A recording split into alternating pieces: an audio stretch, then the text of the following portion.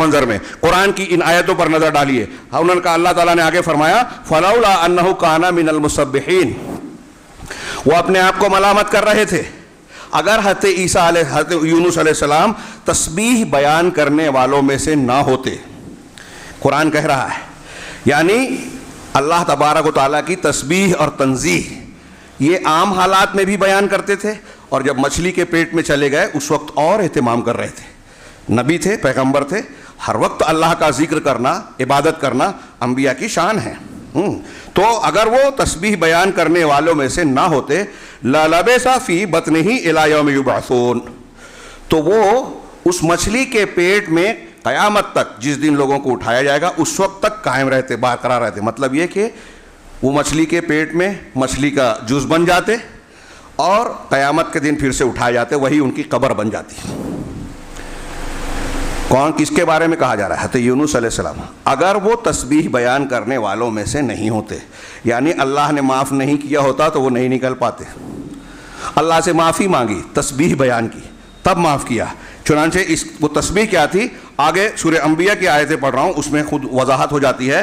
وَذَنُّونِ إِذْ ذَهَبَ مُغَاضِبًا, اور ذُنُّون مچھلی والے, قرآن کہہ رہا ہے یہ سورہ انبیاء کی آیتیں ہیں. نون کہتے ہیں مچھلی ہی کو, ذُنُّون مچھلی والے یعنی وہ جو مچھلی کے پیٹ میں گئے تھے, یعنی حضرت یونس ابن متیٰ رضی اللہ تعالیٰ علیہ الصلاۃ والسلام.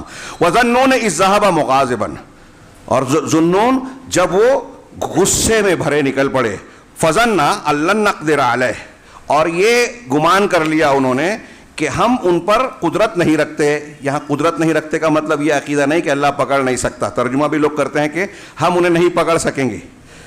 یہاں مطلب یہ ہے, حضرت یونس یہ کہہ رہے ہیں کہ اللہ تعالیٰ مجھ پر تنگی نہیں کرے گا, میری گرفت نہیں کرے گا, مجھے نہیں پکڑے گا, یہ ان کا خیال رہا. ہاں, فنادیٰ فی الظلمات, تو انہوں نے تاریکیوں میں پکارا.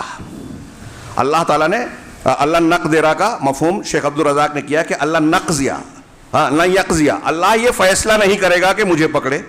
ہاں, کس بات کا؟ چنانچہ آخر میں وہ مچھلی کے پیٹ میں پہنچ گئے. فنادیٰ فی الظلمات, مچھلی کے پیٹ میں جب تنگی کا شکار ہوئے تو ان تاریکیوں میں انہوں نے ندا دی, پکارا. تاریکیوں کی میں نے وضاحت کی, مچھلی کے پیٹ کی تاریکی, سمندر کی تاریکی اور رات کی تاریکی. ہاں, تو انہوں نے کیا پکارا؟ اللہ الہ الا انت سبحانک انی کنت من الظالمین, اللہ کے سوا کوئی معبود نہیں ہے. لا الہ الا انت, اللہ کو پکارا کہ پروردگار تیرے سوا کوئی معبود برحق ہے ہی نہیں, سبحانک تو پاک ہے. ہاں, انی کنت من الظالمین, یقیناً میں ہی ظالمین میں سے تھا. یہ حضرت سلیمان علیہ السلام کے تسبیح کے کلمات ہیں جس کا اللہ نے ذکر کیا.